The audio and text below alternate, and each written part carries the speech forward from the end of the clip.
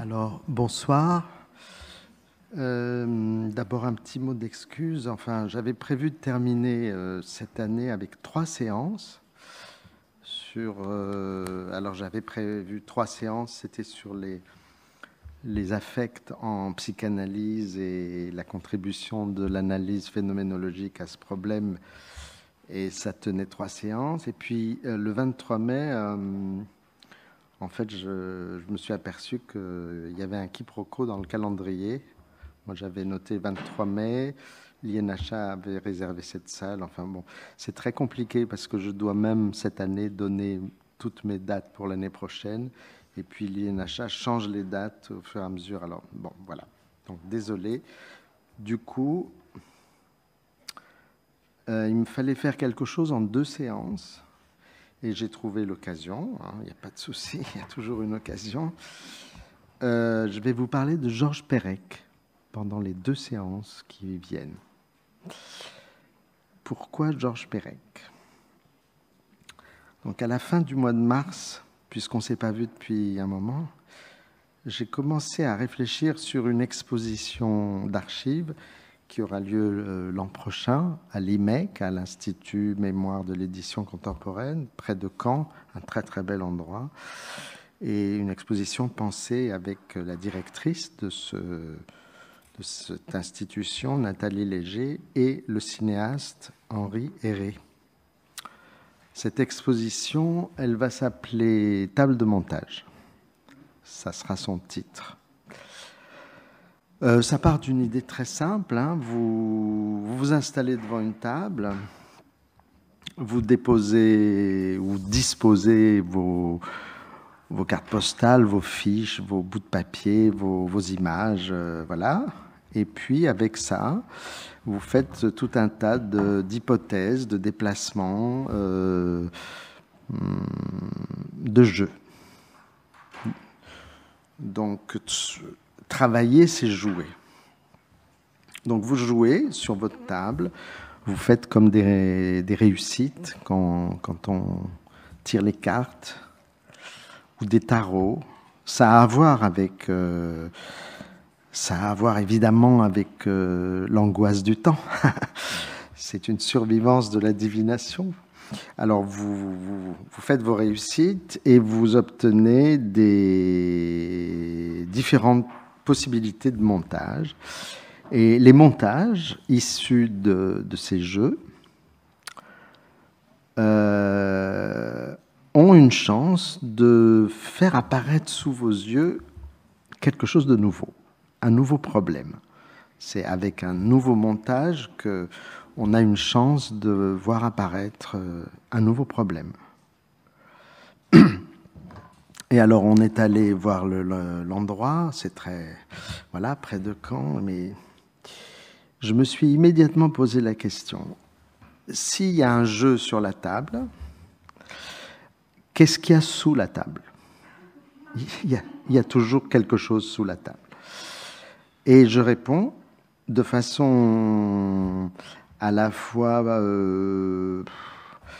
arbitraire, philosophique et autobiographique ou je ne sais quoi. Je réponds, sous la table, il y a la peur.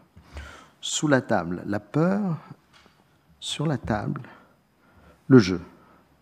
La peur est sous la table et le jeu va transformer cela en un exercice de la pensée. Et très spontanément, j'ai pensé à Perec. Perec, c'est un auteur que j'adore. C'est un des auteurs qui m'a le plus fait rire dans ma vie. Notamment, il y a une parodie d'articles scientifiques en américain sur la théorie du lancer de tomates sur une soprano qui chante mal. Et là, moi, je suis écroulé de rire. J'adore cet écrivain, en particulier, vous allez voir, pour d'autres raisons que ce que je viens de dire. Il me semble un modèle, Perec, de cette transformation de la peur en jeu. Et je vais donc parler de ça, puisque c'est au fond dans l'idée que je vous propose sur l'effet d'affect. C'est quelque chose donc qui est la transformation d'un affect, le devenir d'un affect. Quels sont les chemins de la peur, et j'ajouterai aussi de la perte, vers le jeu, et j'ajouterai aussi vers la littérature.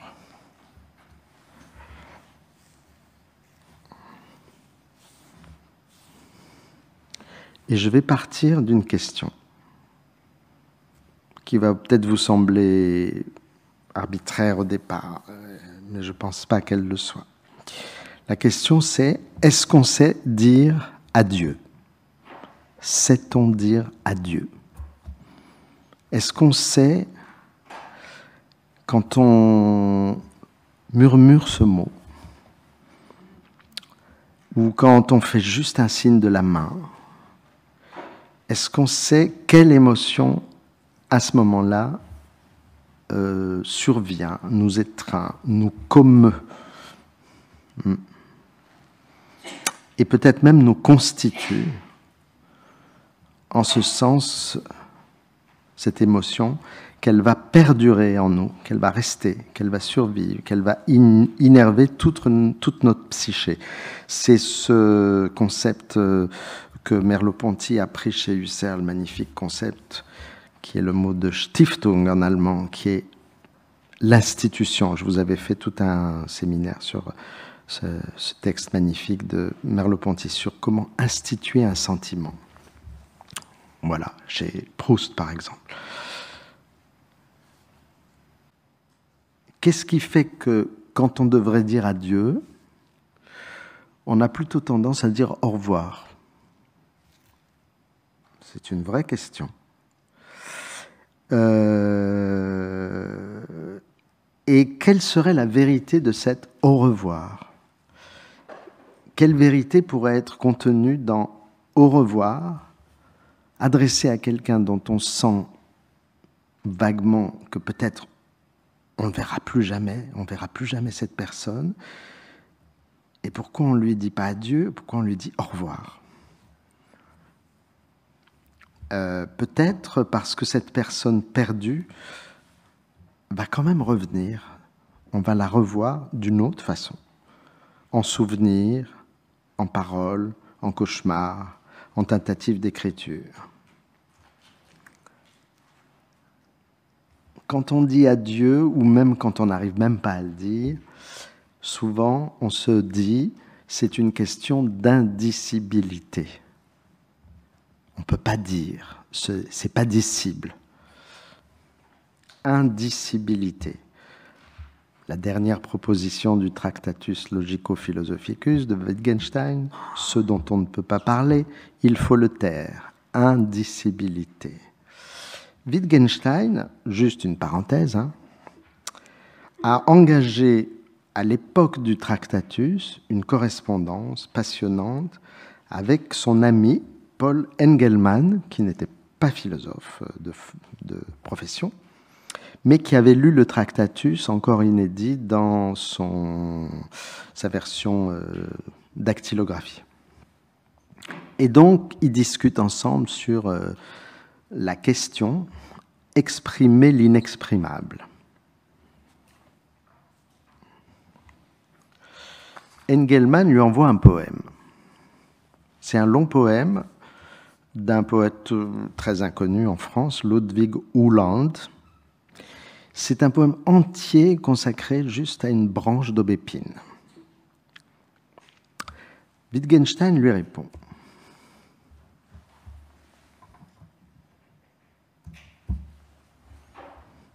Le poème d'Uhland est vraiment magnifique. Voici ce qu'il en est. Si l'on n'essaye pas d'exprimer l'inexprimable, alors rien ne se perd. Mais l'inexprimable est inexprimablement contenu dans l'exprimé. Point d'exclamation. On pourrait entendre cette phrase ainsi. Rien ne se perd de ce qui n'a pas été dit si on accepte de ne pas en prendre possession dans le dire, si l'on n'essaye pas de le représenter dans le dire. L'indicible est bien contenu dans le dire, l'indicible est vivace dans le dire, profondément vivace, mais à condition qu'on n'essaye pas de le dire justement, cet indicible, de le dire à toute force, comme on voudrait le dire tout entier. Non, si on essaye, on a tout perdu. C'est-à-dire que si on essaye, on va asservir l'indicible au conformisme du discours.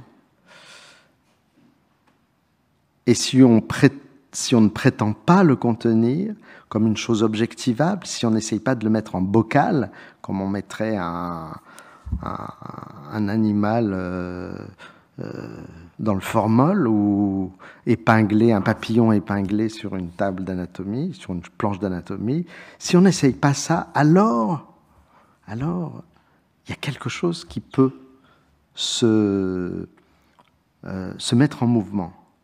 Si je ne prétends pas saisir, enfermer, immobiliser, conceptualiser l'indicible, si je laisse libre l'indicible, il va passer. Il va être là, soit dormant, soit passant, soit circulant. Ça dépend. Il faut faire confiance au fait qu'il va énerver de toute façon chacune de mes paroles. La question littéraire, ou même philosophique, c'est comment cela que je viens de dire, le dire malgré tout. Comment exprimer cette condition du rapport que Wittgenstein essaye d'expliquer à son ami. Surtout, la question que je pose, c'est dans quel genre d'affect on peut déployer cette chose-là. Fin de la parenthèse Wittgenstein. Adieu. Il y a d'ailleurs, vous savez, une très très belle nouvelle de Balzac qui s'intitule « Adieu », qui est sublime, qui est l'histoire d'une femme qui ne sait dire qu'un mot. Elle dit « adieu ». C'est très très beau, mais je ne vais pas en parler. Quand on dit adieu, on a l'impression que les fils sont brisés. Les fils, F-I-L-S. Les fils ne sont plus là, mais en fait, c'est plus compliqué que ça. Comme il y a eu des fils et qu'il y a eu un adieu, qu'il y a eu une perte, une disparition, les fils, c'est pas qu'ils ont disparu, c'est qu'ils se sont brisés, ils se sont effilochés. Il y a donc des bouts qui restent, des bribes, des fibres de fils. Peut-être qu'au fond, il y a encore une pelote qui est en désordre, qui travaille.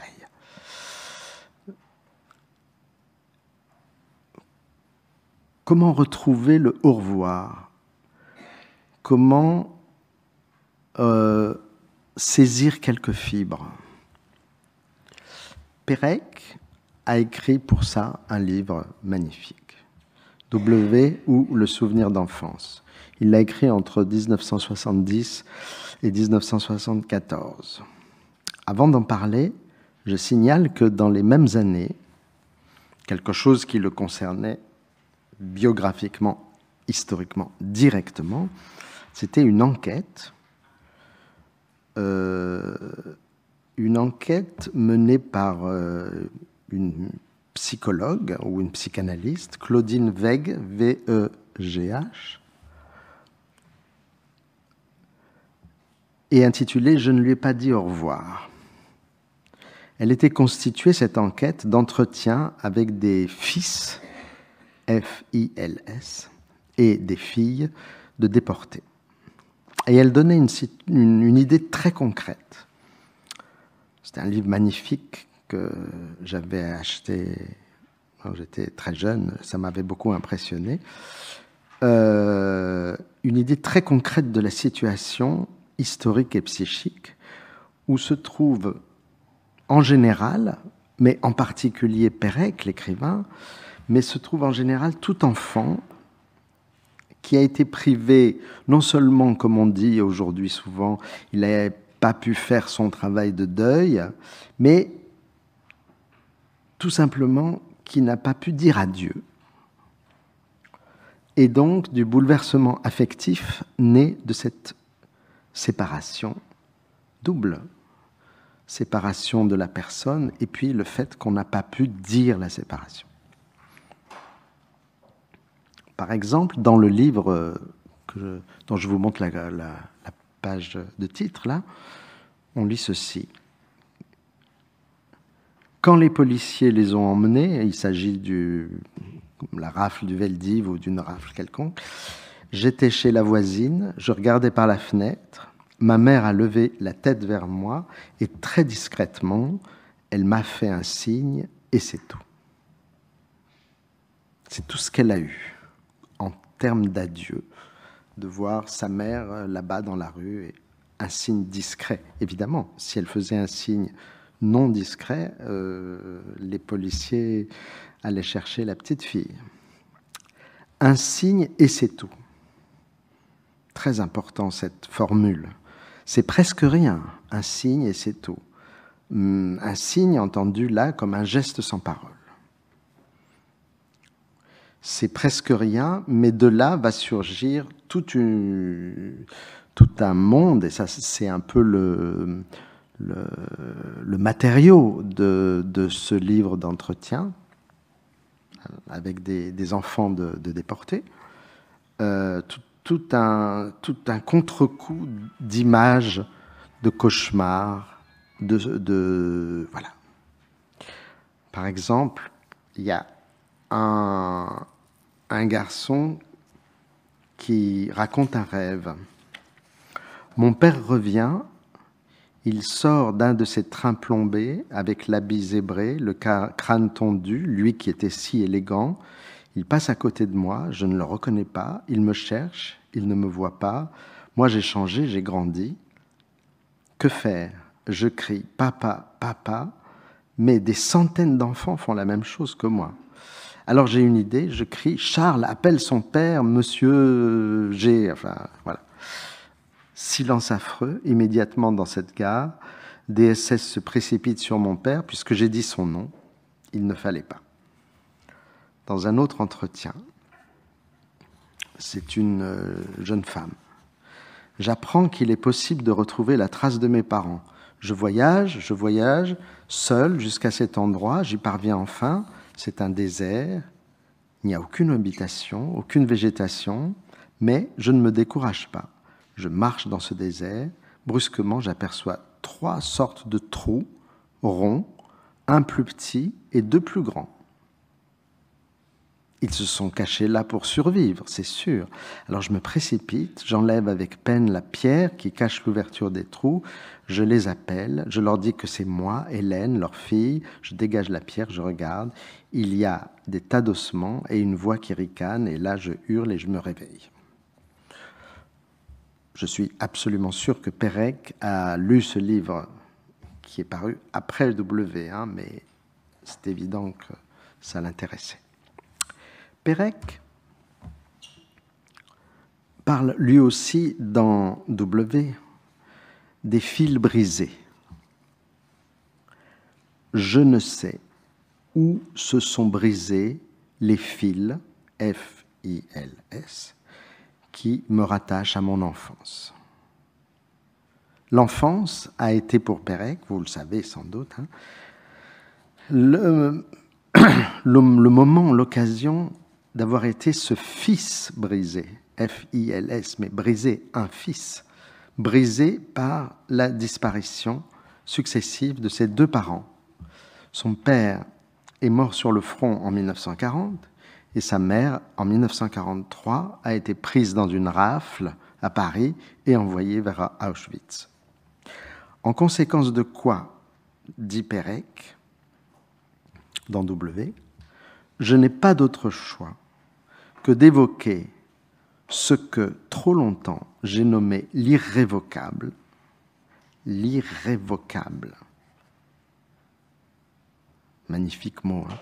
Ce qui fut sans doute, pour aujourd'hui ne plus être, mais ce qui fut aussi pour que je sois encore. Donc cette espèce de perte qui constitue sa vie, qui institue sa vie, la Stiftung. Dans les pages immédiatement suivantes, il évoque sa propre naissance. Pérec est né le 7 mars 1936. Il fait là deux remarques adjointées l'une à l'autre. Et là, c'est tout à fait lui, quoi. L'une est complètement fantaisiste, fausse, mais il l'écrit. Et l'autre est très, très précise et historique. Longtemps, j'ai cru que c'était le 7 mars, le jour de ma naissance, donc, là, dit-il, qu'Hitler était entré en Pologne. C'est pas du tout vrai, il le sait très très bien. Je me trompais, mais en tout cas, Hitler était déjà au pouvoir et les camps fonctionnaient très bien. Ça, c'est renseigné. Mais il assume deux choses. Il assume le fantasme et il assume l'histoire. C'est ça que je remarque. Sa propre naissance de ce point de vue, ou du point de vue, comme il dit, des siens, les miens, les siens, relevait donc d'une histoire brisée tout autant que formatrice. C'est comme ça qu'il s'est formé. C'est comme ça que cette histoire mortelle était pour lui la vie, vitale. Et il écrit. Ce qui était sûr, c'est qu'avait déjà commencé une histoire qui, pour moi, et pour tous les miens, allait bientôt devenir vitale, c'est-à-dire le plus souvent mortelle. Donc, vous l'avez compris, c'est une histoire de disparition. Des disparitions qui sont comme enchâssées les unes dans les autres. Pérec cherche dans sa mémoire et il dit cette chose extrêmement bouleversante, qu'il ne se souvient de sa mère que du moment de leur séparation. De ma mère, le seul souvenir qui me reste est celui du jour où elle m'accompagna à la gare de Lyon, d'où, avec un convoi de la Croix-Rouge, je partis pour Villard-de-Lans. Donc il va rester tout le temps après, à partir de 1943, dans ce village de Villard-de-Lans. Voilà, sa mère va rester à Paris et elle va être raflée quelques mois plus tard. La meilleure biographie de Pérec, c'est celle de David Bellos, B-E-2-L-O-S. C'est un gros livre aux éditions du Seuil, très très précis. Dans cette biographie, David Bellos dit très justement que Pérec a manqué son adieu. Il manqua son adieu. C'est-à-dire qu'il y a une disparition factuelle qui se double d'autres types de disparitions, psychiques en particulier. Non seulement les parents de Pérec lui ont été arrachés, mais encore leur souvenir même semble avoir sombré à jamais, et c'est ça l'objet du livre en fait, W. En l'absence de traces, en l'absence de repères, il y a une histoire qui n'arrive pas à se constituer ou à se reconstituer. Mais non seulement sur le plan des faits objectifs, il n'arrive pas à savoir exactement quand ça s'est passé, comment ça s'est passé, quand ça s'est passé, mais aussi il est privé de repères subjectifs. Objectif, c'est par exemple ceci qu'il écrit dans W. « Nous n'avons jamais pu retrouver de traces de ma mère ni de sa sœur. Il est possible que déportées en direction d'Auschwitz, elles aient été dirigées sur un autre camp. Il est possible aussi que tout leur convoi ait été gazé en arrivant. » Il renonce à faire une enquête. Il est dans, voilà, il ne sait pas. Et là, vous avez compris que l'art du souvenir, c'est quelque chose de très différemment partagé. Alors, très souvent, les gens racontent leurs souvenirs d'enfance comme voilà, les anniversaires, Noël, les jouets, voilà, on est souvent complaisant avec ces souvenirs d'enfance. Et Pérec, il fait exactement l'inverse dès le départ, puisque les premiers mots du récit, c'est « je n'ai pas de souvenirs d'enfance ». Voilà, il commence comme ça. Comme si, dit-il exactement dans la même 2 lignes plus loin, comme si une autre histoire, la grande histoire, G majuscule, H majuscule. À chaque fois, je vais vous épeler parce que lui, c'est un écrivain, vraiment un écrivain. Donc, il faut être très attentif à comment il épelle tout ce qu'il écrit. Hein. L'histoire, H majuscule, avec sa grande H. H-A-C-H-E. La H. La grande histoire, l'histoire avec sa grande H avait répondu à ma place, 2 points, la guerre, virgule, les camps, point.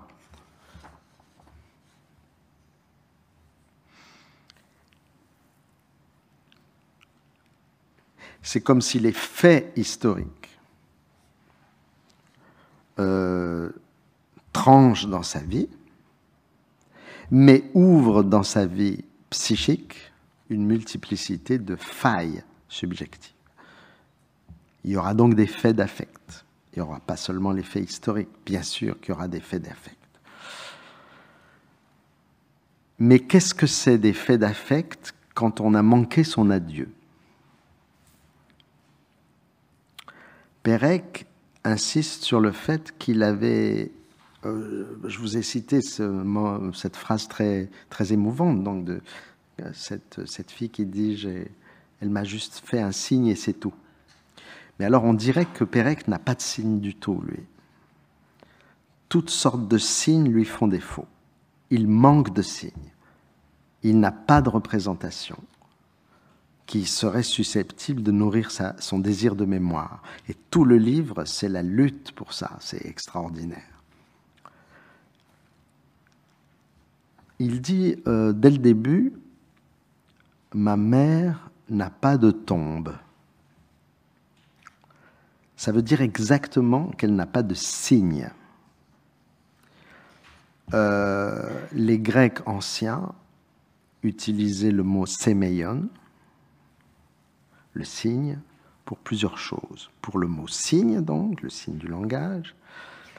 On pouvait parler d'un sémeion pour une stèle funéraire, par exemple. Donc, elle est privée de sémeion. Sa mère était privée de ce que veut dire sémeion en grec, à savoir une marque singulière. Un sémeion, c'est une marque singulière qui te différencie de... Normalement, quand on se souvient de sa mère, on se souvient d'une marque singulière. On se souvient de son visage ou de quelque chose qu'on a gardé singulièrement de son visage. Eh bien, Pérec dit qu'il ne se souvient pas. Sémeion veut dire preuve en grec, ancien. Il n'a aucune preuve, Pérec, de comment elle a existé et de comment elle a disparu.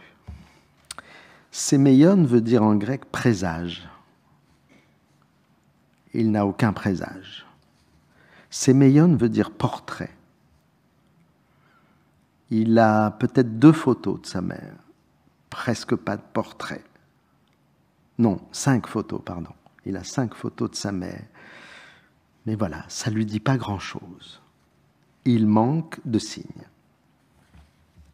Manquer de signes, c'est manquer au temps. On n'est plus dans le temps. Le temps vous fait défaut quand vous n'avez aucun signe. Et on dirait que Pérec raconte qu'il a lui-même été dépossédé de ses propres signes de naissance.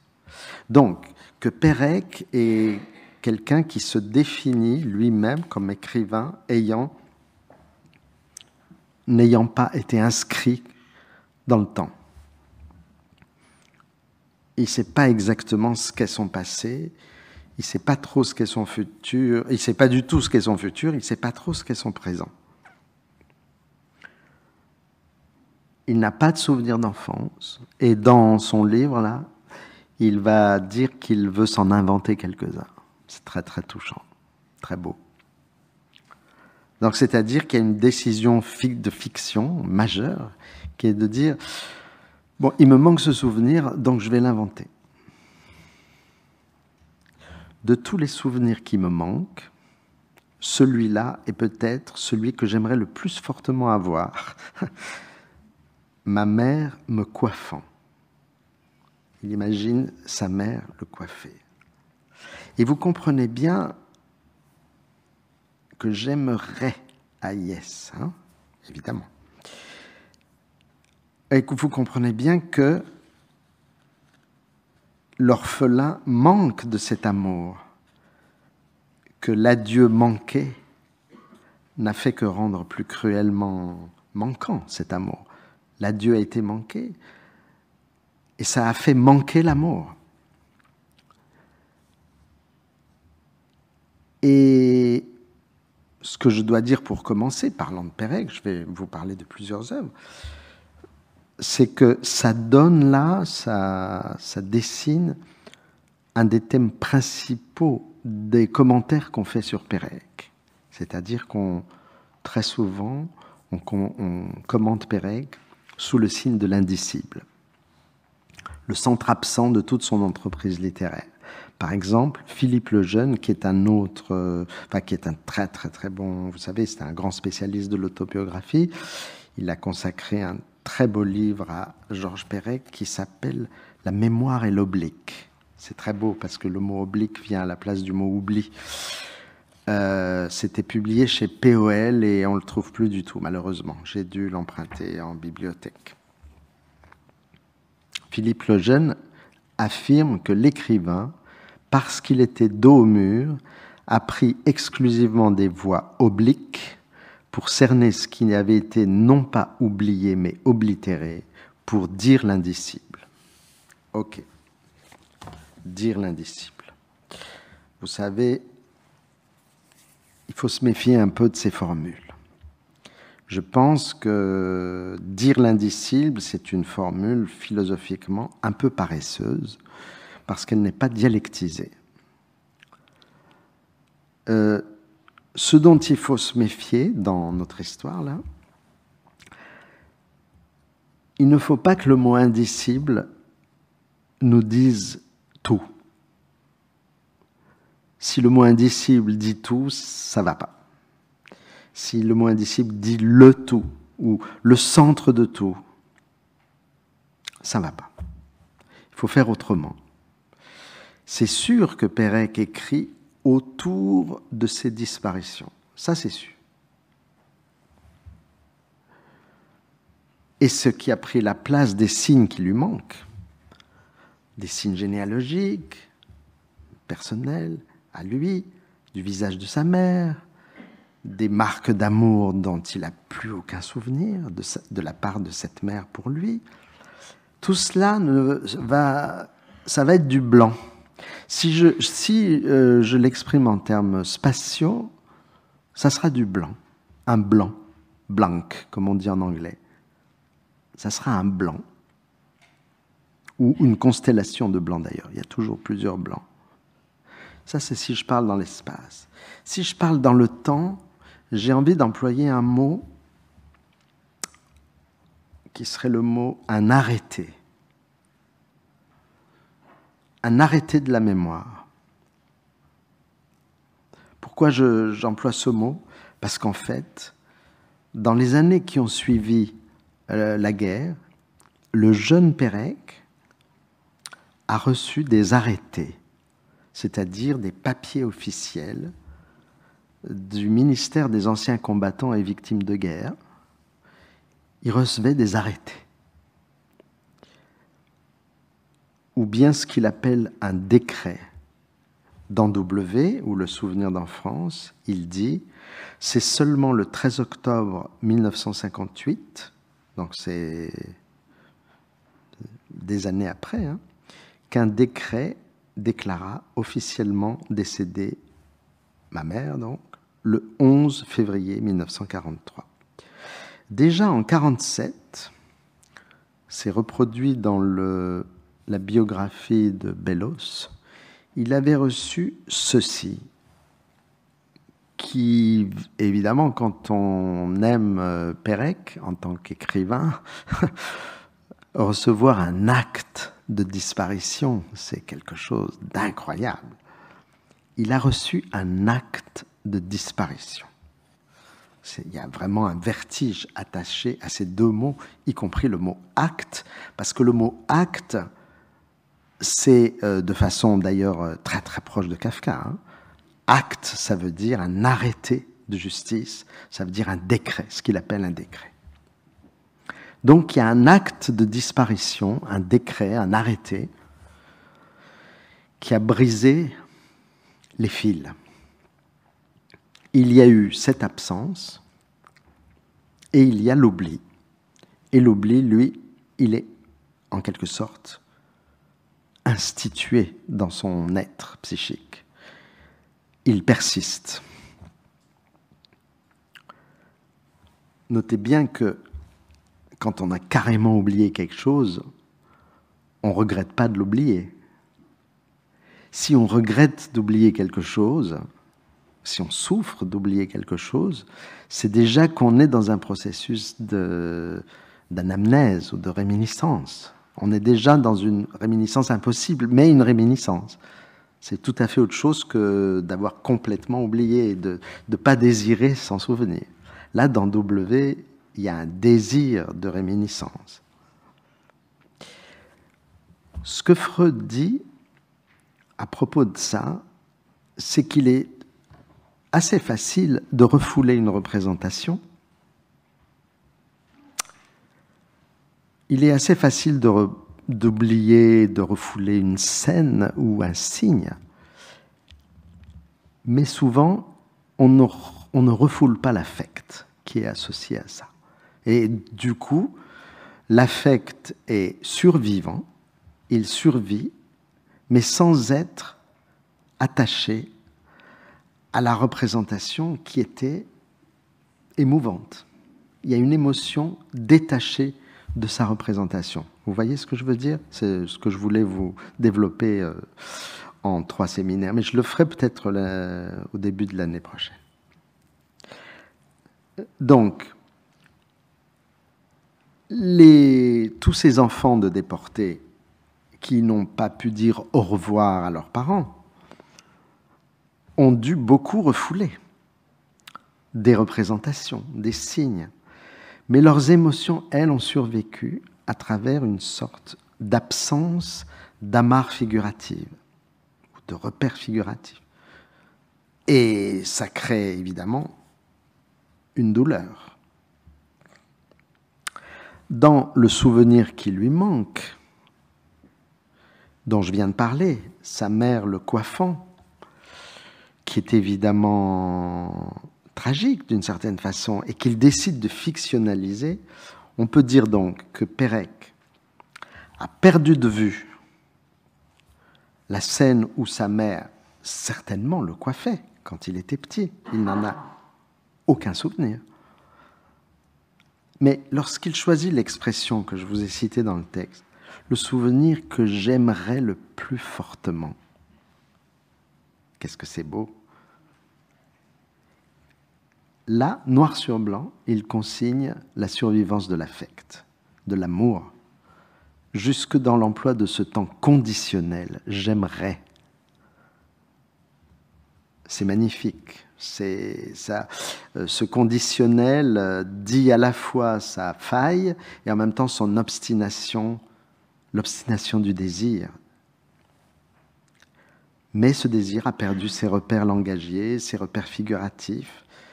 Mais le désir continue de se tendre dans une dimension conditionnelle, une sorte de futur impossible. J'aimerais. Voilà.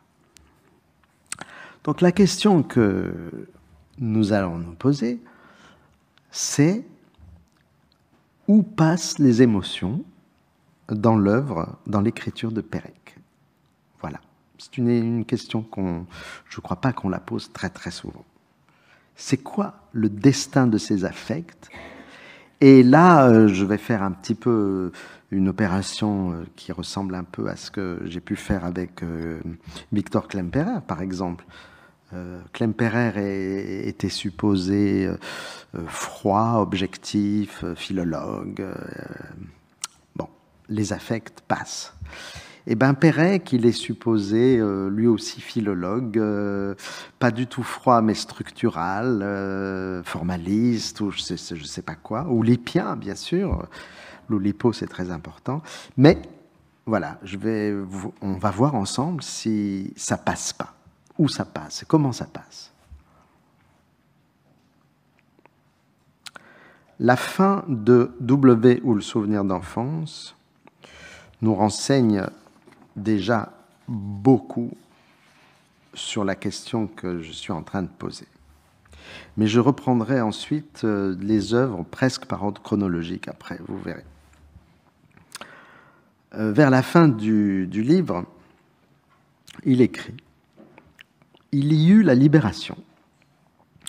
Donc, il avait 9 ans. Je n'en ai gardé aucune image, ni de ses péripéties, ni même des déferlements d'enthousiasme qui l'accompagnèrent et la suivirent, cette libération, et auxquels il est plus que probable que je participais. Il ne se souvient pas du tout de ça. C'est un affect pourtant. C'est un moment exceptionnel de l'histoire. C'est un moment socialement d'effusion, très important. Mais là, il refoule ça aussi. Qu'est-ce qu'il refoule? Qu'est-ce qui lui convient pas? Qu'est-ce qui convient pas à sa psyché? Les déferlements d'enthousiasme. Il y a quelque chose qui s'inscrit pas dans son destin affectif à lui, dans sa façon qu'il aura très singulière d'inscrire son destin affectif. Il est orphelin, il est inquiet pour toujours, il est différent à jamais, aucune victoire ne le rassure. D'ailleurs, il a joué plusieurs fois sur le mot victoire et défaite. Tiens, c'est la victoire, mais tu as le visage tout défait. Enfin, des trucs comme ça. Et grosso modo, ce qu'on peut dire, peut-être pour résumer, c'est qu'il ne se souvient d'aucune émotion unanime. Il ne se souvient pas des émotions blocs. C'était pas fait pour lui. C'est pas fait pour lui parce que cet homme, cet écrivain, cette intelligence-là, c'était une intelligence du montage. Je vais vous expliquer. Là où les choses me semblent d'une clarté aveuglante, c'est en clôture de l'avant-dernier chapitre, je crois, de W, c'est tout à la fin du livre, page 215. Plus tard, je suis allé avec ma tante voir une exposition sur les camps de concentration. Elle se tenait du côté de la Motte-Piquet-Grenelle. Ce même jour, j'ai découvert qu'il existait des métros qui n'étaient pas souterrains mais aériens. Je me souviens des photos montrant les murs des fours lacérés par les ongles dégazés et d'un jeu d'échecs fabriqué avec des boulettes de pain. Moi, cette phrase m'a toujours... mais c'est tout le passage qu'il faut lire, c'est pas seulement la dernière phrase. Parce qu'on voit comment, là, déjà un petit peu, passent les faits d'affect dans ce simple récit. Où passe-t-il? Eh bien, il passe dans les intervalles. Les émotions passent dans l'espace qui adjointe les contraires. Les émotions passent dans la structure dialectique de quelque chose qui n'est rien qu'un montage, une perception des choses par le biais du montage. Déjà, dans la première phrase, il y a 2 mots exposition, concentration, qui se frottent l'un avec l'autre. Ensuite, il y a deux mots, aérien souterrain, c'est-à-dire une sorte de rythmique entre ce qui est manifeste, l'aérien, et souterrain, caché. Et puis, enfin, cette dernière phrase extraordinaire qui compose l'association des murs lacérés par qui? Par les mourants, et du jeu d'échecs fabriqué avec des boulettes de pain par qui? Par des survivants.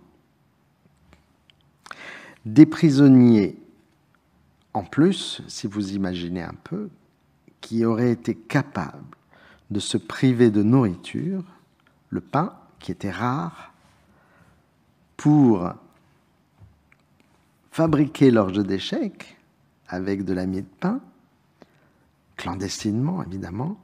Et pourquoi? Pour continuer survivants d'exercer leur faculté d'être des joueurs, de jouer. Dans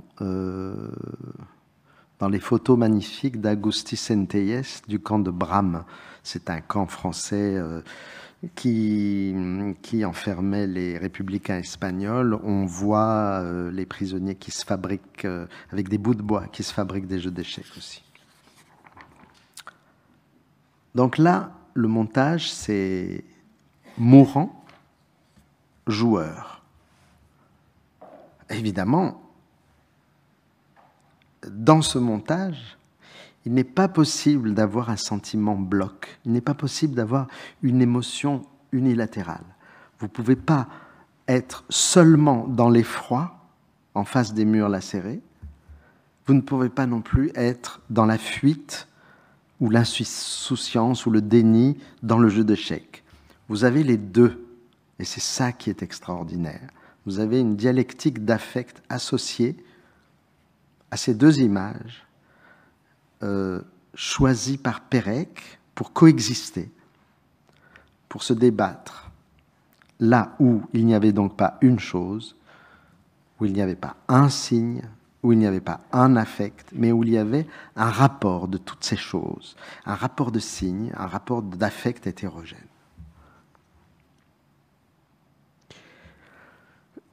Là, il y a même, je dirais, une façon d'appréhender l'histoire avec sa grande H, comme il dit, qui est absolument géniale, parce qu'elle est dialectique.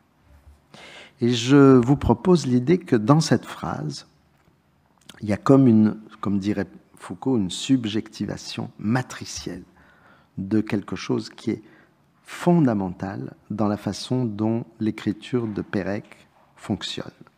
C'est comme si c'était exposé à l'état natif, c'est-à-dire sa façon de n'avoir jamais cessé de zigzaguer entre ces deux pôles, les lois du réel qui sont tellement dures et les règles du jeu qui sont tellement arbitraires et ludiques. Le réel, le symbolique.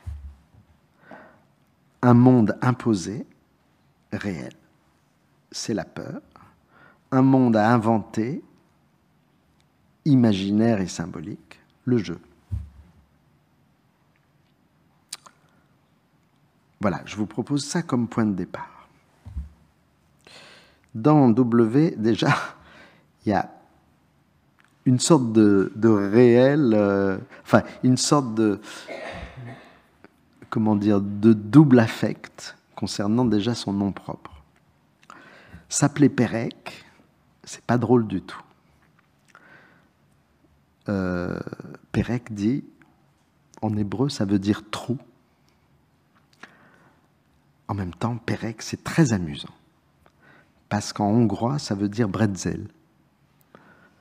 Donc vous avez deux valeurs, deux valences complètement opposées, Et les bretzels, vous savez ce que c'est, hein, c'est très très bon. Il y a deux trous, il y a de la pâte autour, ça dessine un peu comme un signe infini. Et il y a très longtemps, j'avais commenté ce texte où Benjamin cite un enfant qui se plaisait à dire « Le temps s'élance comme un bretzel dans la nature ». Voilà, ça c'est déjà du Pérec. Hein. C'est une façon. La réponse la plus concrète, la réponse la plus vivace et la plus joyeuse aux apories théoriques, philosophiques de l'indicible, de l'inimaginable, de tout ce que vous voudrez dans ce genre, c'est cette pratique du montage, cette pratique dialectisée du montage. C'est la meilleure réponse à l'absolu de l'indicible. Bien sûr, il y a un prix à payer. C'est-à-dire, Pérec produit une hypothèse de cette mise en relation. Il va falloir payer le prix de ça. Quel prix? Le premier prix à payer de ça, qu'il raconte très très bien dans son livre, c'est que tout est éparpillé. Tout est disséminé, c'est la dissémination, c'est l'épare. Pourquoi? Parce que monter, faire un jeu, composer des mots croisés, enfin bon, écrire un roman, monter, c'est d'abord avoir démonté. Monter, c'est remonter quelque chose qu'on a préalablement démonté. Il faut démonter le monde pour faire du montage. Il faut donc considérer toute chose en état de dissémination pour faire un montage. Il faut avoir pris le risque de la dissociation pour devenir le poète de ces associations et le libre inventeur et l'artiste, si vous voulez, ou l'écrivain de ces associations. Bien sûr, la dissémination, l'épars, la condition éparse du monde démonté qu'il faudra remonter plus tard, elle a un aspect de souffrance. C'est pas facile d'être en face d'un monde complètement disséminé. Il y a un aspect de symptôme. Pérec lui-même décrit cela, très précisément. Il décrit comment sa propre psyché, toujours dans W, travaille avec des souvenirs qu'il dit, je cite, « fugaces ou tenaces », ces souvenirs, « futiles ou pesants, mais que rien ne rassemble. » Donc, épars. Ils sont, ces souvenirs, je continue la citation, comme cette écriture non liée, faite de lettres isolées, incapable de se souder entre elles pour former un mot, qui fut la mienne jusqu'à l'âge de 17 ou 18 ans, ou bien comme ces dessins dissociés, disloqués, dont les éléments épars ne parvenaient presque jamais à se relier les uns aux autres, et dont, à l'époque de W, c'est sa fiction enfantine, je vous en reparlerai éventuellement, entre, disons, ma 11e et ma 15e année, je couvris des cahiers entiers, des personnages que rien ne rattachait au sol, qui était censé le supporter, bras séparés des torses, les mains n'assurant aucune prise. Ce qui caractérise cette époque, c'est avant tout son absence de repères. Les souvenirs sont des morceaux de vie arrachés au vide, nul amarre, rien ne les ancre, rien ne les fixe, presque rien ne les entérine. Je répète cette dernière phrase qui est magnifique. Ce qui caractérise cette époque, c'est avant tout son absence de repères. Les souvenirs sont des morceaux de vie arrachés au vide, nul amarre, rien ne les ancre, rien ne les fixe, presque rien ne les entérine. Voilà un orphelin de père et de mère. Absence de repère, il vient de dire. Perte du père. Nul amarre, perte de la mère, que rien n'entérine. Plus de protection utérine. Plus rien dans la vie que du vide. Alors, qu'est-ce qu'on fait? On se réfugie dans l'autre monde. On va se réfugier dans les livres. L'encre, E-N-C-R-E, ou l'encre, l'ancrage, A-N-C-R-E, des livres. Ça va être le destin de Pérec. Sauf que le monde des livres, c'est un monde. Donc c'est très difficile de s'orienter au début. Si vous entrez dans la bibliothèque de Warburg au début, vous n'allez rien comprendre. Vous allez être désorienté. Et puis petit à petit, vous allez apprendre progressivement que c'est un système d'orientation. Et Pérec dit exactement ça. Il dit, moi, quand j'étais gosse, plus de repères, absence de repères, nul amarre, mais je me suis mis à lire des livres. Le problème, surtout à Villard-de-Lans, dans un village à une époque où c'était la guerre, donc les livres eux-mêmes sont complètement disséminés, épars, dissociés. Ils sont aussi dissociés que ces dessins d'enfants. Il y avait quelque chose de frappant dans ces premiers livres découverts dans l'enfance, c'est précisément qu'ils étaient incomplets, qu'ils en impliquaient d'autres, absents et introuvables. Donc, il tombe sur un épisode de roman feuilleton. Il lui manque ce qu'il y a avant et ce qu'il y a après. Donc, c'est incomplet. Il tombe sur un volume de la saga des Trois Mousquetaires. Il lui manque tout ce qu'il y a avant, tout ce qu'il y a après. Et donc, le monde alternatif au monde réel, le monde qui va être son monde de lecteur, c'est-à-dire qu'il va dévorer des histoires, il va dévorer des livres,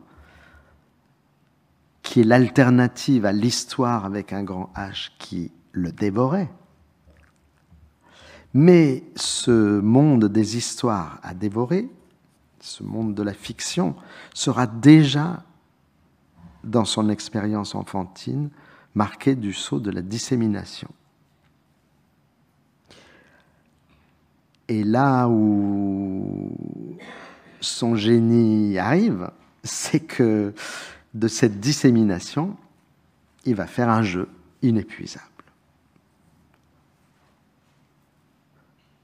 De cette dissémination, il va faire une libre et inépuisable faculté de jouer,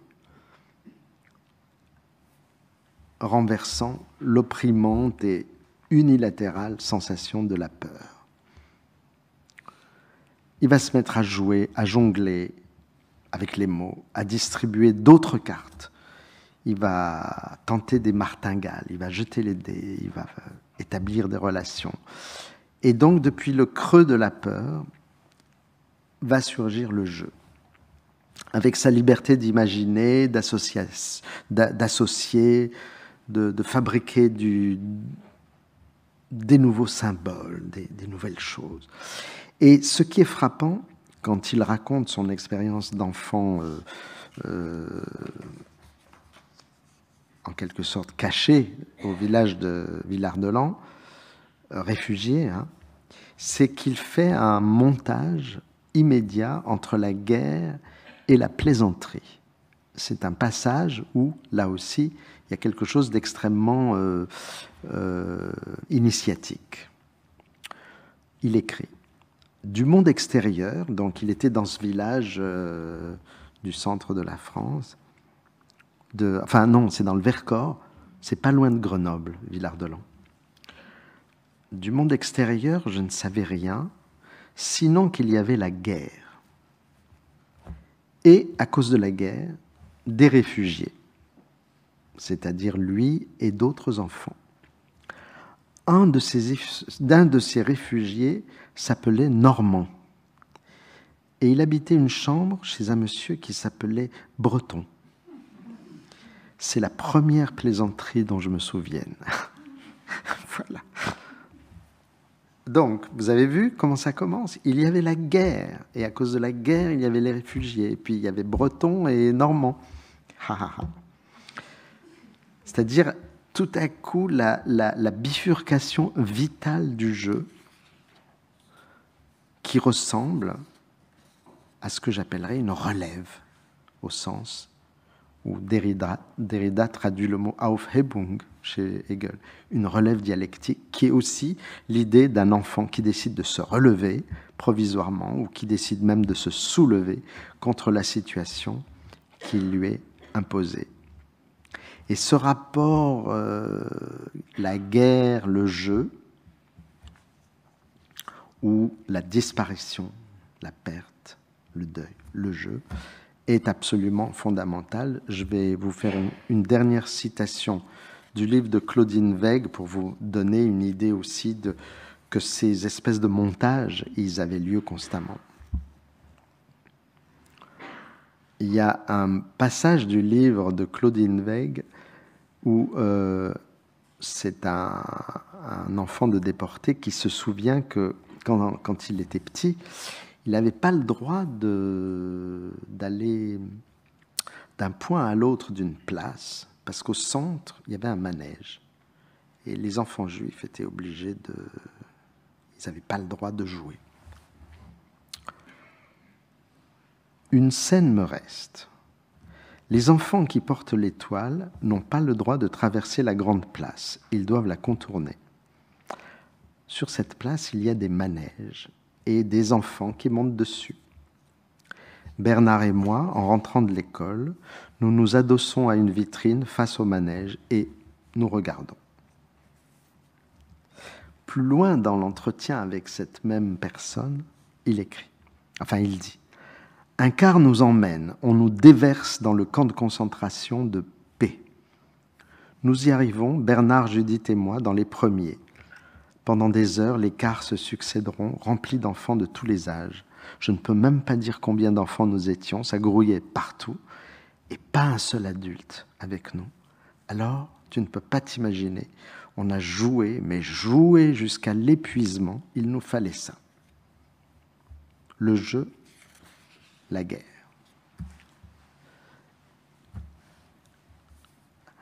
Donc, ce qu'il s'agit de faire avec l'indicible, c'est de le déjouer. Jouer déjoue l'indicible.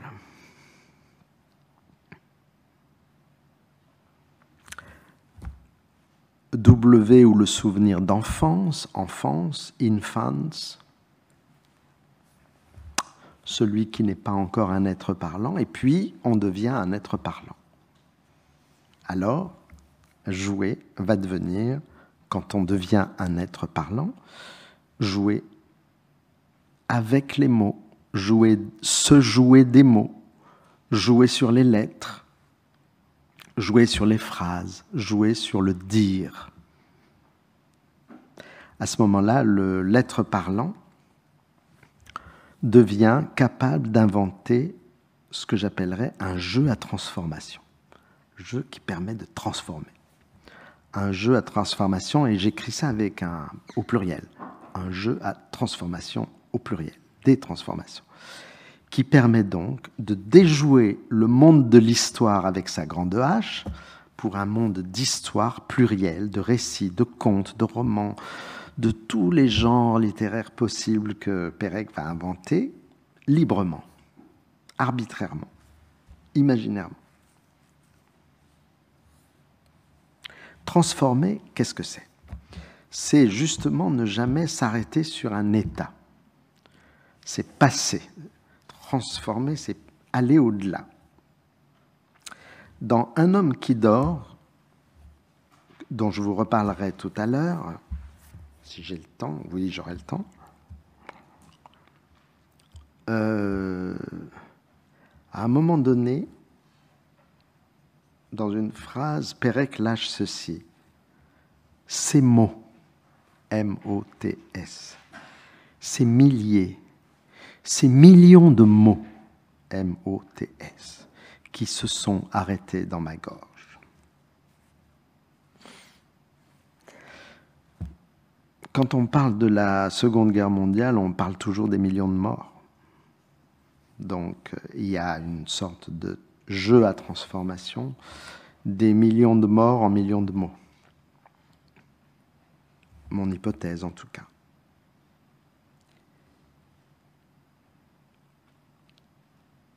Ces millions de mots qui se sont arrêtés dans ma gorge. Ils se sont arrêtés parce qu'ils étaient morts. Alors, ce qu'il va falloir faire, c'est prendre des millions de mots, les mots du dictionnaire, les mots, tous les mots, et les relancer dans un mouvement vital, vivace. Et ça s'appelle l'écriture. J'ai parlé de Bellos, la biographie, du livre de Philippe Lejeune. Je signale un troisième livre excellent sur Pérec. C'est le livre de Claude Burgelin. Voilà, c'est les meilleurs livres, c'est ceux-là, je pense. Enfin, il y en a sans doute d'autres que j'ignore, mais le livre de Claude Burgelin, c'est un commentaire de l'œuvre littéraire de Pérec, et c'est aussi aux éditions du Seuil. Burgelin a introduit l'écriture de Pérec sur ce double motif, justement. La disparition et le jeu, plus ou moins. Je le tire vers mon vocabulaire, mais c'est la même chose qu'il dit. La disparition comme fait maléfique de l'histoire meurtrière, avec une grande H, et le jeu comme fait bénéfique de l'histoire qu'on invente, de l'histoire littéraire, des histoires, qu'on va se raconter des histoires. Je cite Burgelin, c'est au début de son livre, plus ou moins. L'histoire de Pérec, l'écrivain, commence après un anéantissement, après les cendres d'Auschwitz. Elle se construira peu à peu autour de ce vide, à partir de l'appui des signes et des lettres, pour aboutir aux architectures les plus rigoureuses comme les plus fantaisistes. Pérec a renouvelé les donnes de tout ce qui, au sens large du mot, relève de l'ordre de la lettre, le plus souvent en jouant avec nous, en se jouant des pièges des mots, en les piégeant par des jeux, mais aussi en quittant le jeu et en se mettant en jeu. J'aime beaucoup cette idée qu'il exprime là, que jouer n'est pas seulement fuir, mais que jouer dans le cas de Pérec, c'est aussi s'exposer, se mettre en jeu, prendre un risque. Pérec a pris un risque par rapport à la question du témoignage. Donc, il a passé la guerre dans un petit village près de Grenoble. Donc, il ne veut pas assumer la posture d'un témoin de première main qui pourrait tout dire de ce qu'il a vécu. Et puis en plus, il ne se souvient pas. Donc, il n'adopte pas la posture du témoin qui dit tout. Et puis, il refuse aussi la posture du témoin qui serait muet. Il refuse la posture ou la position. Il ne faut pas seulement prendre le mot posture dans un sens péjoratif, mais Pérec est quelqu'un qui n'a pas envie de dire « j'ai une expérience indicible ». Et voilà, elle est indicible. Non, ce n'est pas du tout ça. Je cite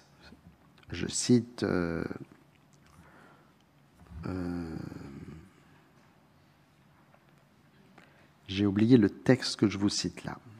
Si ça vous intéresse, je le retrouverai. Il écrit « Je n'écris pas pour dire que je ne dirai rien. Je n'écris pas pour dire que je n'ai rien à dire. J'écris. J'écris parce que nous avons vécu ensemble. C'est très très beau, ce surgissement du nous. Parce que j'ai été un parmi eux, ombre au milieu de leurs ombres, corps près de leur corps. J'écris parce qu'ils ont laissé, ils au pluriel, en moi leur marque indélébile qui est la trace, leur marque indélébile, et que la trace en est l'écriture. Leur souvenir est mort à l'écriture. L'écriture est le souvenir de leur mort et l'affirmation de ma vie. C'est ce qu'il disait un peu tout à l'heure. Expérience à la fois mortelle et vitale. Vous voyez, c'est à la fois un jeu et une sorte de rite. C'est un jeu où on est assez libre, mais c'est quand même un piège aussi. Il n'est pas à l'aise, il n'a pas toutes les cartes en main. Et voilà ce qu'il écrit, c'est dans W. Une fois de plus, je fus comme un enfant qui joue à cache-cache et qui ne sait pas ce qu'il craint ou désire le plus. Rester caché ou être découvert. Magnifique. Toute sa stratégie littéraire, elle est là. C'est-à-dire, le jeu de cache-cache, il y a des paradigmes chez lui, le puzzle, par exemple, mais le jeu de cache-cache est permanent aussi. Donc, il est comme un enfant qui joue à cache-cache quand il écrit, et sans savoir ce qu'il désire ou craint le plus, est-ce qu'il désire rester caché ou est-ce qu'il le craint? Est-ce qu'il désire être découvert ou est-ce qu'il le craint? Donc, je vais prendre très au sérieux cette phrase. Et maintenant, je vais vous proposer, premièrement, rester caché, deuxièmement, être découvert. Si vous êtes d'accord. Donc, première stratégie, rester caché.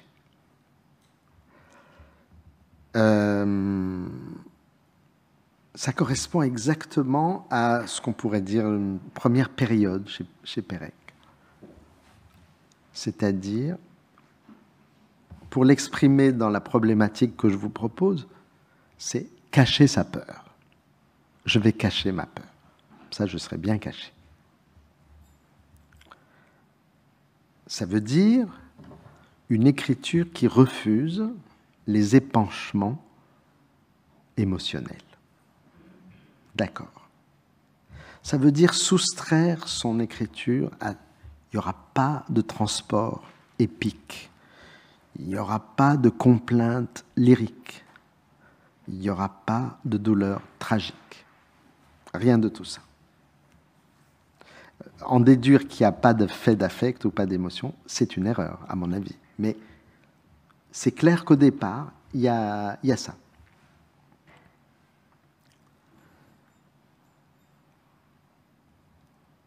Si monter, c'est avoir déjà démonté, jouer avec la langue, jouer de la langue, va consister à avoir déjoué. Déjouer quoi? Eh bien, dès le début, c'est ça qu'il affirme. Je veux déjouer la psychologie. Je ne veux pas vous faire des romans psychologiques. C'était l'époque de François Sagan et tout ça, il ne faut pas oublier. Je vais déjouer le sujet, au sens le sujet qui s'épanche, ou voilà. Pas de sentiment, pas de sentimentalisme. L'écrivain, Pérec, il va prétendre s'engager librement dans l'exploration des millions de mots morts, en déjouant l'émotion inhérente au deuil accablant des millions de morts. Je vais m'amuser avec des millions de mots et je ne vais pas vous raconter ma peur des millions de morts. Notamment des miens, des siens, disparu. Donc c'est l'adoption d'une position qu'on pourrait, en référence avec ce courant passionnant de la poésie américaine qu'on appelle le courant objectiviste, Charles Reznikoff, magnifique. Voilà. Une position objectiviste, comme c'était d'ailleurs à la même époque, même un peu plus tôt. Donc, là où Pérec essaye en quelque sorte d'intervenir dans le champ littéraire français de son époque, c'est ne pas liquéfier sa langue dans le sentimentalisme éploré, d'un côté, mais de l'autre côté, très important ça, ne pas assécher sa langue dans un formalisme qu'il déteste, enfin, je ne sais pas s'il le déteste, en tout cas, il le critique, et c'est tout ce qu'il nomme l'écriture blanche. Robbe-Grillet, Blanchot, probablement aussi. Ça, c'est ce qu'on lit dans les textes qu'il a écrits pour une revue qui s'appelait la Ligne Générale, LG, Ligne Générale, qu'il a contribué à créer. Une revue, donc en référence au film de Eisenstein, évidemment. Il y avait d'autres revues qui s'appelaient October, où vous voyez, il y a une référence très précise à quelqu'un qui a été le monteur par excellence, par ailleurs qui n'a jamais évité le pathos, mais ça c'est une autre affaire, on va voir ça plus tard. Mais en tout cas, voilà, une position matérialiste, si vous voulez. Donc, une position théorico-littéraire opposée au mainstream des romans psychologiques qui fleurissent à cette époque. J'ai parlé de François Sagan, mais il y en avait des dizaines d'écrivains comme ça en France, et qui s'opposaient tout autant à ces tentatives d'écriture neutre. Blanchot, Robbe-Grillet, je répète, il y a tout un article précisément dirigé contre Robbe-Grillet. Et contre cela, il dit qu'il faut inventer un nouveau réalisme. Il appelle ça un nouveau réalisme. Un nouveau réalisme est aujourd'hui possible. Qu'est-ce que c'est que ce nouveau réalisme? C'est quelque chose qui reviendrait, en fait, aux exigences de Flaubert. Et en plus, qui éviterait encore, il y a encore une troisième voie, qui éviterait ce qui a fleuri aussi à cette époque, c'est la littérature d'engagement, dite d'engagement. Donc ça serait quelque chose de, comment dire, ni psychologique, ni désespéré, ni engagé. Et ça va donner son premier roman publié, Les Choses, 1965. Je vous en lis un passage. Vous allez tout de suite comprendre. Il y eut la lessive, le linge qui sèche, le repassage, le gaz, l'électricité, le téléphone, les enfants, les vêtements et les sous-vêtements, la moutarde, les soupes en sachet et les soupes en boîte, les cheveux, comment les laver, comment les teindre, comment les faire tenir, comment les faire briller, les étudiants, les ongles, les sirops pour la toux, les machines à écrire, les engrais, les tracteurs, les loisirs, les cadeaux, la papeterie, le blanc, la politique, les autoroutes, les boissons alcoolisées, les eaux minérales, les fromages et les conserves, les lampes et les rideaux, les assurances, le jardinage. Bon, il décrit la vie d'un couple. Et il conclut ce genre de liste. Rien de ce qui est humain, non, rien de ce qui était humain ne leur fut étranger. C'est très ironique. Il commente à la fin du livre ce qui se passe dans les choses. Il dit, en fait, je suis en train de décrire, je cite, un monde sans souvenir, sans mémoire, un monde indifférent. donc c'est un monde sans affect. Première tentative donc pour déjouer. J'appellerais ça donc une écriture de l'indifférence. Je prends au mot le mot de Pérec. Depuis les millions de morts jusqu'aux millions de mots, on va retisser une langue, et tout aussi bien d'ailleurs quelque chose qui a lieu dans les rapports sociaux. Il y a une pensée du social chez Pérec tout le temps.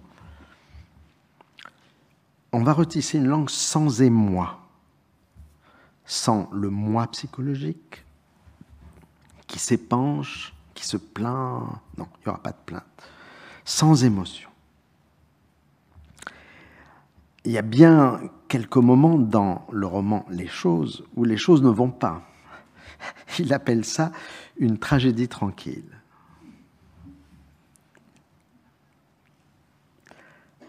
La seule passion sera dans et pour les choses, et dans et pour les mots et les choses. Rien d'autre, pas de sujet, pas d'émotion. Et Pérec, réitérant son admiration pour Flaubert, va dire, en fait, moi ce que j'aime chez Flaubert, c'est sa froideur passionnée. C'est-à-dire, sa passion, c'est d'être froid avec la description du réel. Donc une écriture réaliste. Puis, au début des années 70, ce qu'il appelle une écriture de l'infraordinaire. C'est une critique d'emblée virulente, très intelligente, du règne social de l'extraordinaire. Il dit par exemple, les trains, on s'en fiche des trains, mais les trains ne se mettent à exister que lorsqu'ils déraillent. Alors là, c'est extraordinaire. Mais non, ça ne va pas. Ce qu'il faut faire maintenant dans la littérature, c'est tenter d'écrire, je cite, ce qui se passe chaque jour et qui revient chaque jour. Le banal, le quotidien, l'évident, le commun, l'ordinaire, l'infraordinaire, le bruit de fond. Interroger ce qui semble tellement aller de soi que nous en avons oublié l'origine. Je soulignerai quand même ce mot. Interroger ce qui semble avoir cessé à jamais de nous étonner.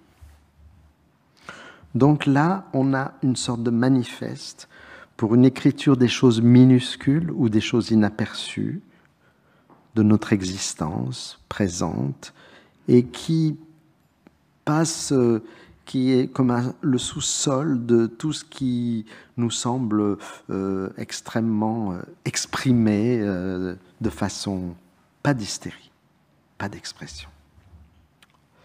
Et donc, dans ce texte magnifique, il dit « Faites l'inventaire de vos poches, de votre sac. Interrogez-vous sur la provenance. » Tiens, je vais souligner ce mot aussi. Origine, provenance. L'usage et le devenir. Tiens, je vais souligner devenir aussi. De chacun des objets que vous en retirez. Questionnez vos petites cuillères. Magnifique. Qu'y a-t-il sous votre papier peint? Sous, je souligne. Je ouvre une parenthèse parce que j'y reviendrai. Vous voyez que dans tout cet surgissement des mots origine, provenance, devenir, sous votre papier peint, eh bien, il interroge la mémoire, il interroge le temps, il interroge l'origine, la provenance. Il y a toutes les choses menues de notre existence, ça c'est sûr, mais il se pose la question de d'où ça vient, où ça va. Et que donc celui qui cherche à savoir d'où ça vient ne peut faire comme il va le faire, parce qu'il va le faire, ressurgir les figures de sa propre généalogie. Ce que je veux dire là, c'est que les millions de morts qui sont extraordinaires, on n'en parle pas, mais ils sont quelque part dans l'origine, dans la provenance, et ils vont être dans le devenir, comme vous verrez. Je referme la parenthèse pour garder le thème de cette indifférence. Donc Pérec, à ce moment-là, avance résolument dans le projet d'une écriture, donc de l'infraordinaire, qui est aussi une écriture de l'infra-subjectif, qui n'est pas l'inconscient, le fantasme et tout ça. Non, non, non, non, non, quelque chose de vraiment... Voilà. Quelque chose en sommeil. Et ça va donner, 2 ans après les choses, un livre admirable qui s'intitule « Un homme qui dort ». C'est quoi un homme qui dort? C'est un homme qui semble apathique. Un homme qui dort, normalement, c'est quelqu'un qui semble n'avoir aucun pathos, si vous le regardez dormir. C'est quelqu'un qui semble indifférent au monde. Un corps sans pathos. Et ça, pour quelqu'un qui est torturé par l'émotion, c'est le rêve, en quelque sorte. Bon, quand il ne dort pas, l'homme qui dort du roman, Pérec dit, il n'est plus qu'un œil. Bon, par exemple, il est couché sur le dos, et qu'est-ce qu'il fait? Il dénombre les fissures du plafond. D'accord. Il ne fait rien, il attend.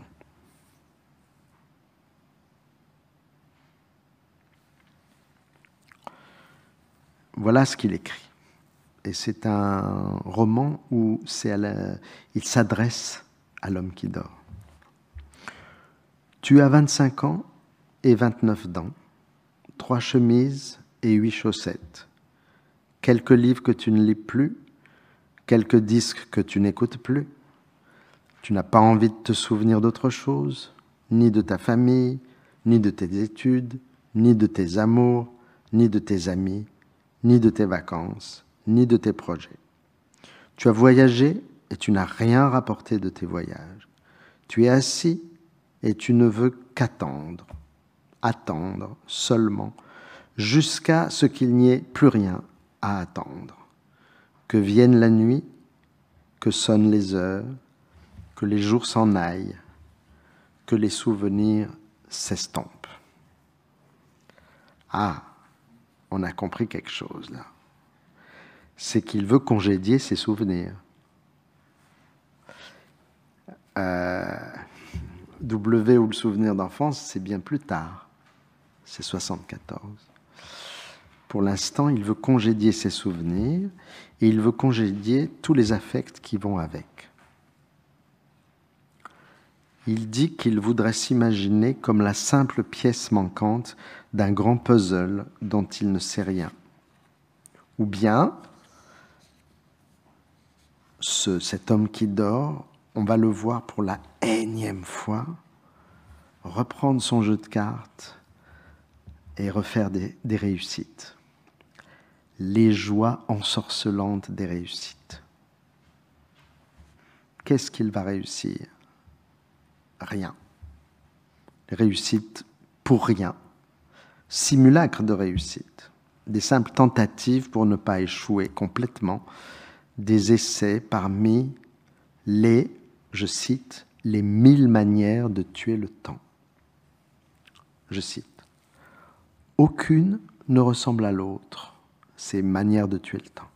Mais elles se valent toutes. 1000 façons de ne rien attendre. 1000 jeux que tu peux inventer et abandonner tout de suite. Tu as tout à apprendre, tout ce qui ne s'apprend pas. La solitude, l'indifférence, la patience, le silence. Tu apprends la transparence, l'immobilité, l'inexistence. Tu apprends à être une ombre et à regarder les hommes comme s'ils étaient des pierres. Fin de citation.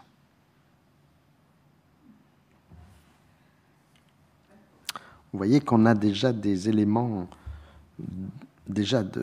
comme si l'Oulipo allait être un moyen pour ce qu'il est en train de dire, c'est-à-dire ne rien attendre.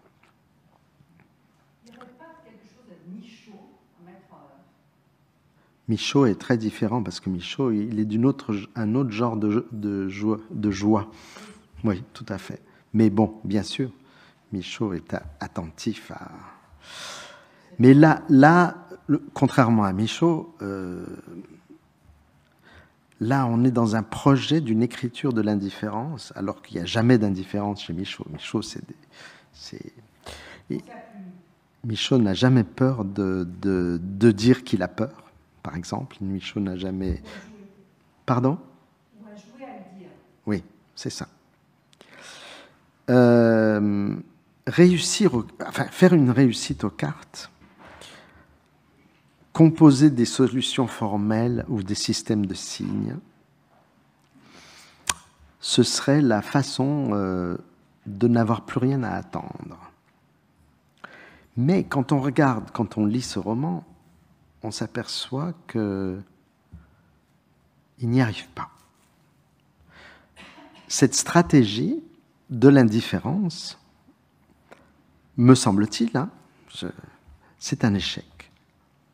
L'affect tient en échec l'homme qui dort. Pourquoi? Parce que, me semble-t-il, personne ne sait ne rien attendre. Et parce que, alors, ça se discute, mais il me semble qu'on ne sait pas ne rien attendre. Or, attendre, c'est déjà un affect. La réussite, par exemple, la réussite aux cartes, comme je vous l'ai dit au début de ce séminaire, c'est la survivance d'une pratique de divination. Et qu'est-ce que c'est que la divination en particulier? C'est une manifestation d'un affect, de l'angoisse devant le temps futur, devant le temps qui fut, devant le temps qui sera. Nul ne sait tuer le temps. Comment on tue le temps? Non, c'est le temps qui nous tue. On ne tue pas le temps. Et justement, philosophiquement, je dirais, si personne ne sait tuer le temps, il faut aussi dire qu'il n'y a jamais de temps sans pathos. Parce que le pathos, on subit le temps. Donc c'est un pathos. Il n'y a pas de temps sans pathos. Il n'y a pas de temps sans mémoire, sans désir, sans affect, sans émotion. D'ailleurs, on voit très bien que chez Pérec, déjouer la mémoire, c'est déjouer l'affect, où l'un va avec l'autre. Et alors, on voit dans ce roman, qui est un roman de l'indifférence, des surgissements, des résurgences d'émotions, alors que l'émotion a été révoquée, pourtant, au départ. Par exemple, il parle à un moment donné d'un désir fugitif et poignant. Il garde ce mot, cet adjectif, poignant. À un autre moment, il tombe sur des images anonymes, dans la rue, je crois. Images qui t'ont presque tiré des larmes. Tiens, pourquoi? Et puis, il y a cette expression des millions de mots à la toute fin du livre. Moi, je les ai référés à des millions de morts, mais parce qu'à la fin du livre, on lit ceci, à la toute fin du livre. Regarde-les, ils sont là, des milliers et des milliers, sentinelles silencieuses. Tu as peur, tu attends. Tu attends, place Clichy, que la pluie cesse de tomber. Fin du roman. Tu as peur, tu attends. Donc, le temps, c'est du pathos. Le temps, c'est de l'émotion, c'est de l'affect. Tu as peur, tu attends. Tu attends, place Clichy, que la pluie cesse de tomber.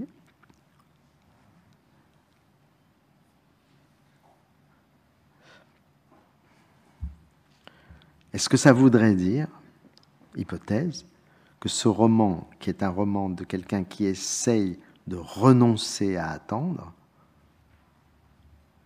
c'est pas quelqu'un qui attend que le pleur cesse de tomber. Quand on dit il pleut, et comme si on disait il pleure, comme on dirait il pleut. C'est la formule de base de l'empathie. Il pleure dans l'atmosphère et je pleure intérieurement. Hypothèse. Mais là où je parviens, c'est qu'il me semble que ça ne marche pas jusqu'au bout. Cette révocation, cette façon de déjouer l'affect est tentée, mais n'est pas réussie. Alors on va essayer l'autre façon de jouer à cache-cache. Au lieu de se cacher, c'est-à-dire essayer de se lever au creux d'un refuge d'indifférence, comme fait l'homme qui dort dans sa chambre, on va faire tout le contraire. On va se mouvoir, on va zigzaguer partout, on va zébrer l'espace à toute vitesse, et on va rendre son propre espace incapturable. Et on va voyager de partout. On ne va pas chercher la racine de sa peur, qui serait une façon de répondre classique à la question, mais quelle est la provenance ou l'origine de... Non, on va chercher dans les ramures de l'arbre, partout, là où les racines plongent, on va voir comment les ramures bifurquent de façon libre. Alors on va bifurquer de partout. On va bifurquer en lisant et en écrivant. Je dis en lisant parce qu'il y a une théorie de la lecture chez Pérec qui est admirable. Il a un texte là-dessus, sur la lecture comme technique du corps, c'est magnifique. Donc ça évoque Bon, il a travaillé avec des anthropologues et des sociologues, donc il a lu Marcel Mauss et tout ça, les techniques du corps. Et le fait de lire, selon lui, est déjà une façon de jouer à cache-cache, non pas en se cachant, mais en allant partout, dans le dédale des bibliothèques. Il écrit en 1979 « S'il n'y avait pas de choses cachées, on ne chercherait pas à lire. » C'est très beau, je trouve. Et écrire, c'est pareil. Écrire, on va inventer, je cite Pérec, un jeu dont les règles sont si simples, mais où la partie est des plus désespérément compliquée. Donc, on va obstinément jouer à inventer des règles de jeux toujours inédits, et même, si l'on va finir par comprendre, je le développerai peut-être la prochaine fois, que jouer n'est la solution de rien, justement, puisque c'est jouer et non pas trouver la solution. Il y a un proverbe que Pérec adore, qui est très banal, « Errare humanum est ». Mais errare, ça veut dire errer, repousser l'échéance, aller ici et là, ne jamais avoir un point d'arrêt. On cherche toujours ailleurs. On attend donc, on va faire diversion, on ne va jamais trouver la paix, mais alors si on n'arrête pas de se mouvoir, on sera donc mu. Et si on n'arrête pas d'être mu, on sera ému dans le temps et dans l'espace.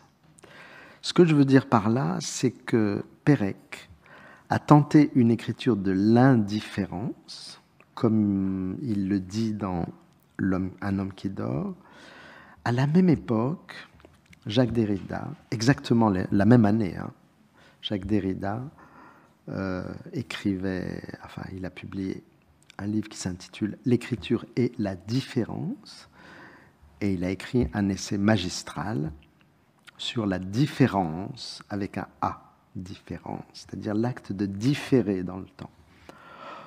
Or, c'est ce que Pérec va faire. C'est-à-dire, même ayant prétendu ou essayé de développer une écriture de l'indifférence, qu'est-ce qu'il va faire? Il va pratiquer une écriture de la différence avec un A. quelque chose qui diffère en permanence. Premièrement, le clinamen de Lucrèce. L'éloge chez Pérec du clinamen. Il y a tout un éloge du clinamen. Cette petite erreur qui nous vient de Lucrèce et sans laquelle aucun atome n'accrocherait les autres, sans laquelle donc le monde n'existerait pas. Vous savez ce que c'est le clinamen, les atomes tombent tous parallèlement et Lucrèce imagine qu'il y en a un qui dévie légèrement, d'où l'oblique. Il y a une oblique, il y a une sorte de petite diagonale qui se fait, et alors, s'il y a une diagonale, il va y avoir un choc avec un autre atome qui tombe parallèlement. De ce choc va naître le monde. Donc, c'est l'éloge du clinamen, la petite erreur, errare humanum est, la petite erreur qui crée un monde. Deuxième paradigme, la polygraphie du cavalier au jeu d'échecs. C'est l'idée de parcourir toutes les cases d'un jeu d'échecs uniquement avec le mouvement du cavalier. Donc vous savez que le cavalier, il fait un coup en oblique et un coup droit. Donc si vous voulez, c'est une façon bancale de se mouvoir. Et pourtant, note Pérec qu'il y a des milliers de solutions à ce problème, dont certaines, telles celles d'Euler, comme ici, forment de surcroît des carrés magiques.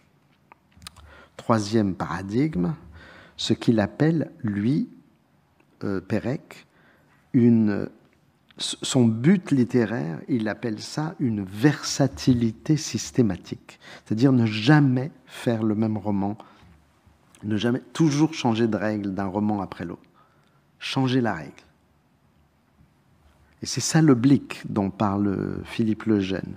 L'oblique, c'est l'alternative à l'oubli. Donc, l'oubli, la douleur généalogique, dont toute mémoire inconsciente est porteuse. On va répondre à l'oubli avec l'oblique.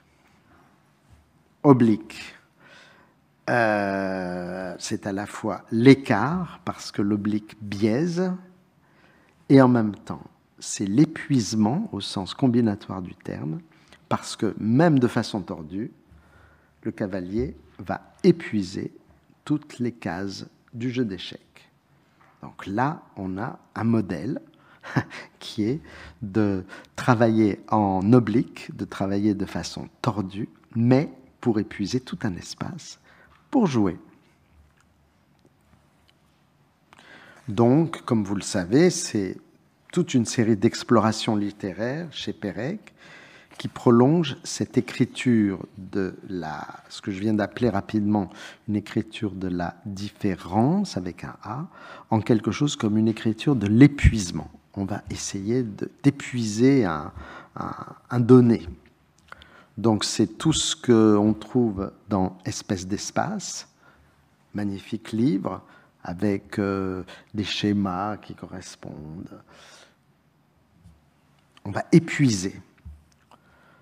Dans Espèce d'espace, Pérec écrit de façon presque une sorte de définition de l'existence. Il dit « Vivre, c'est passer d'un espace à l'autre en essayant le plus possible de ne pas se cogner. » Voilà, ça commence comme ça. Il y a un geste élémentaire, c'est passer. On va passer d'une pièce à l'autre. Et puis on va passer de plus en plus et on va inventer donc des jeux de passage, des méthodes pour arpenter l'espace dans tous les sens. Et donc dans Espèce d'espace, c'est un livre magnifique, on joue avec l'espace de toutes les façons possibles, on joue avec Swift, on joue avec Pierre Dac, on joue avec James Joyce, on joue avec Stanley Kubrick, enfin ça va dans tous les sens. Et on épuise. On épuise au sens combinatoire, on essaye toutes les issues, ce que Pérec magnifiquement nomme toutes les sorties de secours. Et entendez bien, c'est par rapport à ce que j'ai dit sur W ou le souvenir d'enfance, voilà, le jeu, c'est la sortie de secours. C'est s'inventer des sorties de secours. C'est se déplacer partout, entrer dans cet enchantement combinatoire qui fait se multiplier les solutions, ou plutôt d'ailleurs les apparences de solutions. Vous verrez que lui-même, il dit qu'il n'y a pas de solution. Et c'est se déplacer, mais c'est aussi déplacer, comme quand on joue au go ou au jeu d'échecs ou aux dames. Et on agit ainsi sur l'espace et sur les choses.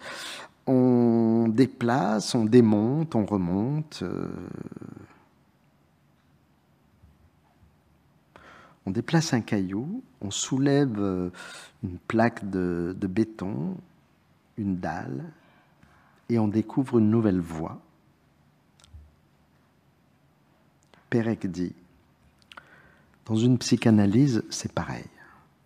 On se heurte pendant des années à un mur, et lorsqu'on arrive à déplacer un tout petit peu quelque chose, le sens surgit. À partir de ce moment, ça devient évident. Référence à... il a eu 3 expériences en tant qu'analysant. Je citerai plus tard Jean-Bertrand Pontalis, qui a été son dernier analyste et qui a un passage magnifique sur Pérec, sans le nommer, mais on le reconnaît.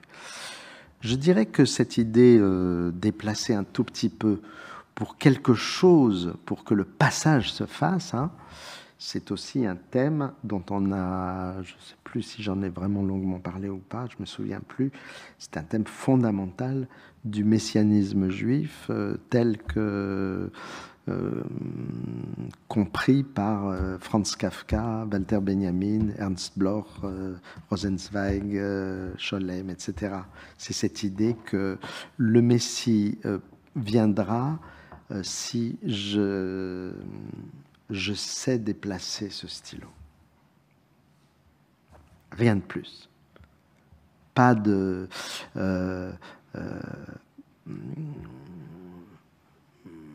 pas d'apocalypse. Non, non, non. Un simple déplacement et le monde change. Et voilà pourquoi il faut savoir penser classé. Encore un autre magnifique livre.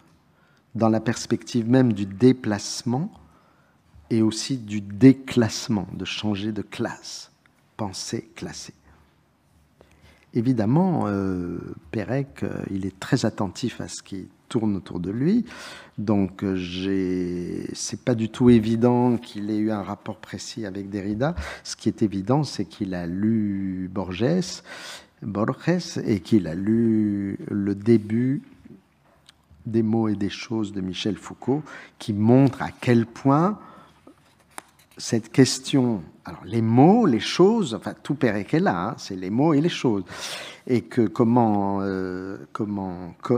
commence fameusement Michel Foucault dans ce livre, donc qui est un livre de 1966. Je le lis quand même juste par plaisir, parce qu'on est déjà dans du proto-Pérec. Ce livre a son lieu de naissance dans un texte de Borges, dans le rire que secoue à sa lecture toutes les familiarités de la pensée, de la nôtre, de celle qui a notre âge et notre géographie, ébranlant toutes les surfaces ordonnées et tous les plans qui assagissent pour nous le foisonnement des êtres, faisant vaciller et inquiétant pour longtemps notre pratique millénaire du même et de l'autre. Ce texte cite une certaine encyclopédie chinoise, où il est écrit que les animaux se divisent en petit a appartenant à l'empereur, petit b embaumé, petit c apprivoisé, petit d cochon de lait, petit e sirène, petit f fabuleux, petit g chiens en liberté, petit h inclus dans la présente classification, petit i qui s'agite comme des fous, petit j innombrable, petit k dessiné avec un pinceau très fin en poil de chameau, petit l, etc.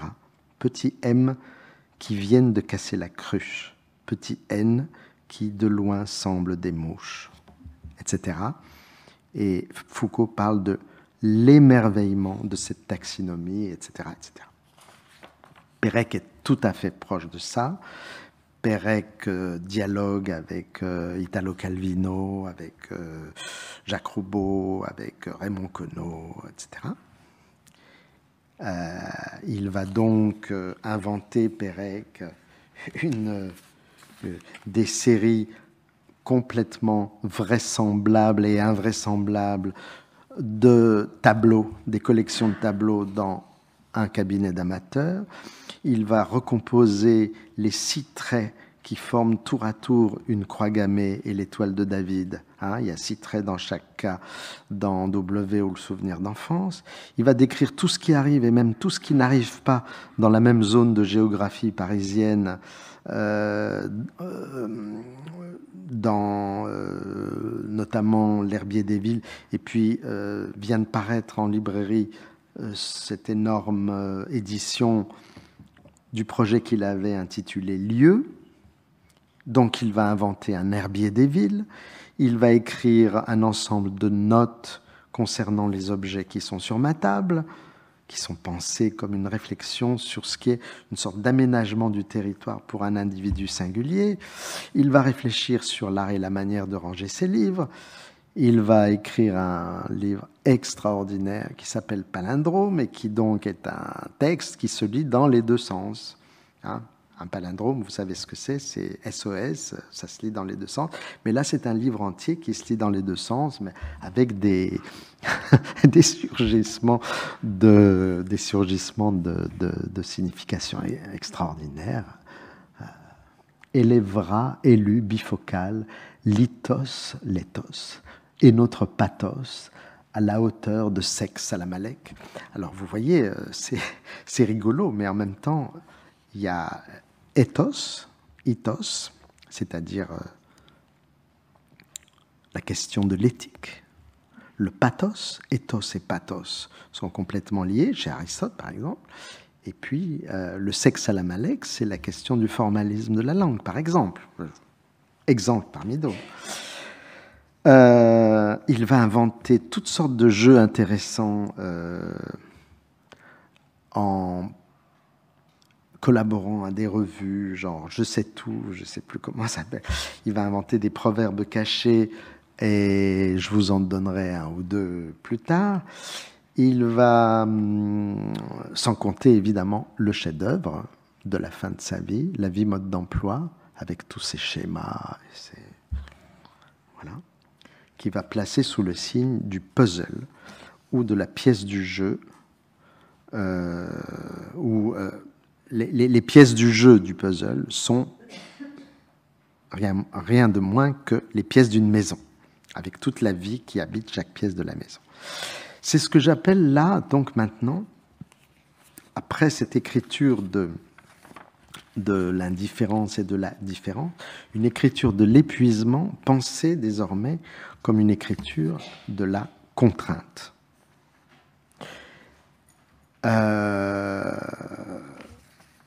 Je pense que je vais m'arrêter là. Je vous continuerai donc. On va encore parler un peu de cette écriture de la contrainte, et puis je vous parlerai surtout de ce roman incroyable qui s'appelle La disparition, qui est quand même le sujet sur lequel je vais essayer de revenir. Voilà, je vois qu'il est 8 heures. Je vous remercie.